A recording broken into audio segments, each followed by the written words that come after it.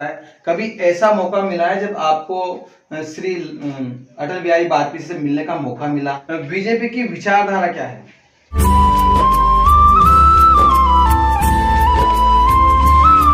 जी नमस्कार, मेरा नाम रामबाबू गौड़ है और आप मुझे रंगीलो राजगढ़ चैनल पर देख रहे हैं।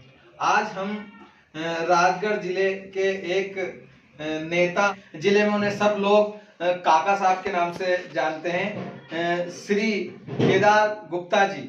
उनसे हम खास बातचीत करेंगे कि आखिरकार चुनाव में क्या चल रहा है और विकास यात्रा के बारे में पूछेंगे। तमाम तरह के जो बीजेपी में जो चल रहा है उसके बारे में पूछेंगे। सबसे पहले तो सर आप नमस्कार सर।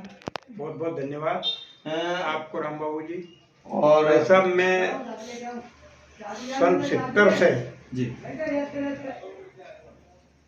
लोकसभा से जब चुनाव लड़े थे जोशी से, तब से क्या नाम से मैं साथ में हूँ भारतीय जनसंघ के। उसके बाद भारतीय जनता पार्टी 88 में बनी। उसके बाद लगातार मैं क्या नाम से छोटे से बड़े पद तक ही रहा। मुझे पार्टी ने मौका दिया। वर्तमान में 98 में चुनाव लड़ा विधानसभा राजगढ़ का। उसके बाद जिलाध्यक्ष बना राजगढ़ जिले का, और अब मैं जिला कार्यकारिणी का सदस्य हूँ। और आप सांसद प्रतिनिधि भी? सांसद मैं पूरे संसदीय क्षेत्र का सांसद प्रतिनिधि हूँ। जी जी। तो सर क्या केदार काका साहब को भी टिकट की इच्छा है? नहीं, देखो मैं 75 प्लस हो चुका हूँ जी, और मुझे कोई टिकट की इच्छा नहीं है। अच्छे व्यक्ति को टिकट मिलना चाहिए जो समाज का कल्याण भी कर सके और क्षेत्र का विकास भी कर सके। अच्छा। तो ये बताइए सर कि जो बीजेपी की जो विकास यात्रा चल रही है, ये विकास यात्रा है या प्रभाव यात्रा है? नहीं, ये जो काम हमने किया है, भारतीय जनता पार्टी ने जो काम किए हैं, सेवा के, सुशासन के और जन कल्याण के, गरीबों के कल्याण के जो काम किए हैं, उसके बदले में हम भारतीय जनता पार्टी के सभी लोग मिलकर जनता से आशीर्वाद लेने के लिए यात्रा निकाल रहे हैं। जैसे आप कह रहे हो कि ये विकास यात्रा है, तो आपको पता है शिक्षा का क्या हाल है? हमारे जिले में 52वें नंबर पे है। नहीं, शिक्षा का हाल क्या है कि देखो, कुल मिलाकर ये समाज की जागृति के ऊपर निर्भर है। समाज को भी जागृत होना पड़ेगा। मान लीजिए कि मैं एक छोटी बात आपसे कहता हूँ कि स्कूल आपका, जहाँ भी आप रहते हैं, वहाँ की शिक्षा के शिक्षकों के प्रति और बच्चों के प्रति आपको क्या नाम से जागरूक करना पड़ेगा। बच्चों को समय में पहुँचाएं और शिक्षकों को समय पर आए। इस प्रकार का अगर काम होगा तो शिक्षा में निश्चित रूप से हम 52 नंबर की जगह जल्दी ही क्या नाम से 20-22 नंबर पर आ सकते हैं। अच्छा, मतलब इसमें समाज को भी आगे आना पड़ेगा, जागृति लाना पड़ेगा। ये बताइए सर कि आपने अपने राजनीतिक जीवन में शिक्षा को लेकर क्या किया? मैंने अपने राजनीतिक जीवन में, आदरणीय गुप्ता जी थे पूर्व विधायक, उसके समय उनके यहाँ हायर सेकेंडरी, अपने पूरे एरिया के लिए हायर सेकेंडरी स्कूल खोलना था, हाई स्कूल खोलना था। और समय अपने शिक्षा मंत्री थे रामेश जी गुप्त से हम मिले, वहाँ पर जाकर डेलीगेशन मिला और गुप्ता जी ने आंदोलन किया और हमने यहाँ पे क्या नाम से यहाँ पर 10वीं क्लास चालू कराई। उस समय की बात बता रहा हूँ, ये सन 78 से लेके 78, 79, 80 की बात है। आपके हिसाब से टिकट की दौड़ में कौन कौन है? मेरे हिसाब से टिकट की दौड़ में युवा नेता अमर सिंह है, प्रताप जी मंडोई है और हमारे क्या नाम से पंडित हरिचंद जी तिवारी है। गुटबाजी हावी है? देखो, गुटबाजी तो हर पार्टी में हावी रहती है। कोई भी पार्टी आज अछूती नहीं है गुटबाजी से, कोई भी पार्टी अछूती नहीं है। और मैं तो इतना भी कहना चाहता हूं कि गुटबाजी के कारण ही हमको पिछले चुनाव में, राजगढ़ से विधानसभा चुनाव में हार का मुंह देखना था। अमर सिंह जी को, सांसद जी को टिकट मिलता है तो आप सपोर्ट करेंगे? क्यों नहीं करेंगे सपोर्ट?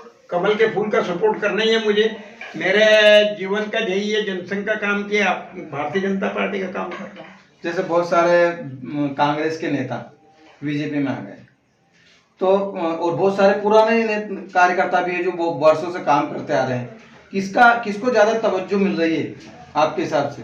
नहीं, तवज्जो की बात नहीं है, ये तो पार्टी ने सर्वे कराया है और सर्वे के आधार पर ही टिकट का आकलन होगा। टिकट तो उनको भी चाहिए। नहीं, उनको भी चाहिए तो उनका सर्वे में अगर नाम होगा तो निश्चित रूप से मिलेगा, निश्चित रूप से मिलेगा। तो बीजेपी की जो विकास यात्रा जो निकल रही है, आपको लगता है सुधार यात्रा की भी जरूरत है कहीं कहीं, जैसे अस्पतालों में, शिक्षा में, कहीं भी जो? मैंने कहा ना आपको, पहले भी कहा मैंने कि सब हर चीज के लिए शासन तो बहुत कुछ कर रहा है, शासन तो बहुत कुछ कर रहा है, पर हमको समाज को भी जागृत दिलाना पड़ेगी।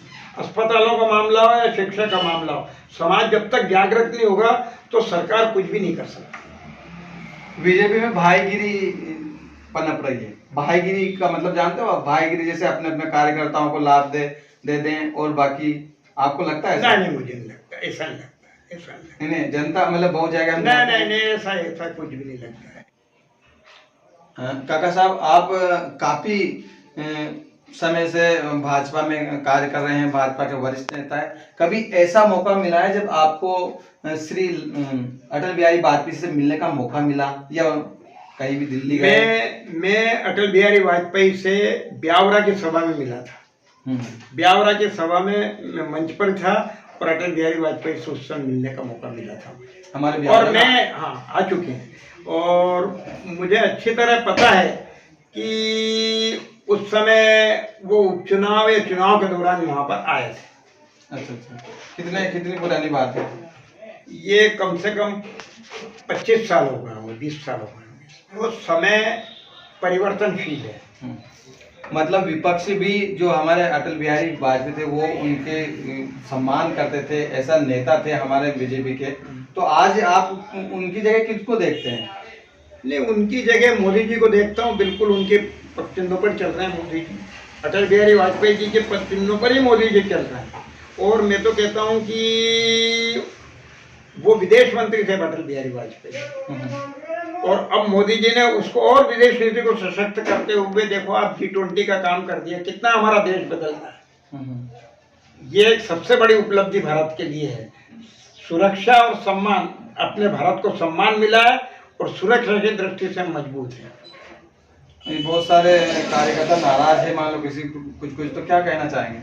नहीं, नाराजगी सब कार्यकर्ताओं के चुनाव के बाद दूर, चुनाव के टिकट मिलने के बाद दूर हो जाएगी और सब एकजुटता से, समन्वय भाव से भारतीय जनता पार्टी को जीताने का काम करेंगे। तो ये थे काका साहब, केदार काका साहब। इनको पूरा जिला काका साहब के नाम से जानता है। और सभी राजगढ़ वासियों से कहना चाहूंगा कि इस वीडियो को ज़्यादा से ज़्यादा शेयर करें और अगर चैनल पर नए हो तो प्लीज़ चैनल को सब्सक्राइब करें। धन्यवाद।